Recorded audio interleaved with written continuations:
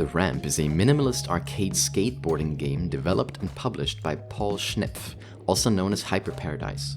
It released in August of 2021. In this relaxing sandbox, there are no objectives, time trials, or other imposed challenges.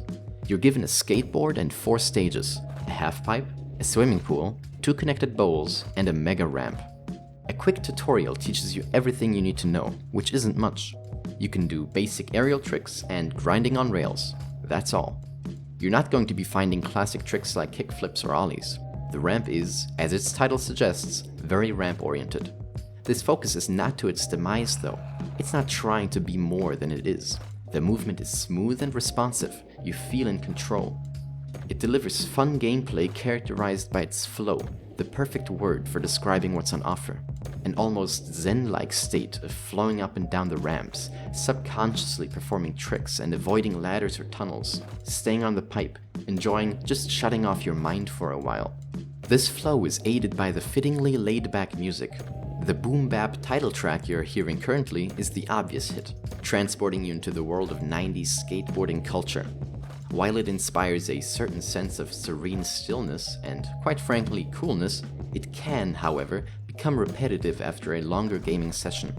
2 music tracks overall is not much by any means. An extra 1 or 2 could have gone a long way in diversifying the sound.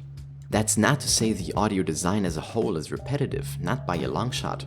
The constant sound of the moving wheels is pleasing to the ear. The sound of grinding your board against railings really brings you into the motion of sliding. Completing a challenging trick rewards you with a nice audio cue. Falling over and smashing against the ground sounds just as gruesome as it looks.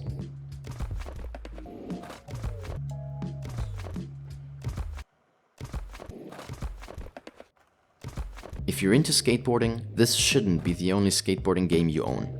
In longer periods of play, it makes you want for more depth and variety. That kind of itch will be satisfied by the Skate series, by Session, by the Tony Hawk series, not by the Ramp.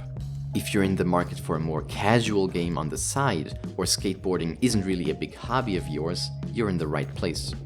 Aesthetically, it's a nice looking game.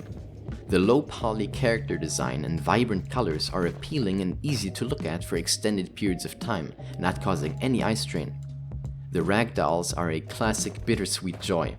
Messing up your trick and falling over is frustrating, but they're really fun to look at.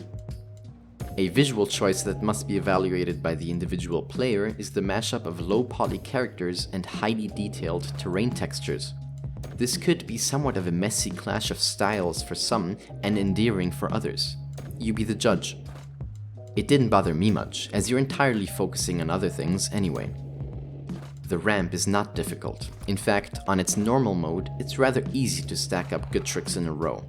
The difficulty lies in gauging how much you can rotate your character until you hit the ground, when to release your grasp on the board, and also not hitting any obstacles. For anyone seeking a slight challenge, I recommend the hardcore mode, where it can get a little tough landing your board safely. It is highly suggested by the developer himself to play with the controller. A keyboard theoretically works too, but it's really tuned towards controllers.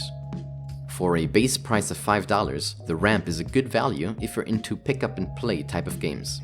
Games that can very well hold your attention for some time, but don't overstay their welcome. If you find yourself looking for something to do while listening to a podcast or waiting for your oven pizza to finally be ready, this game could be right up your alley.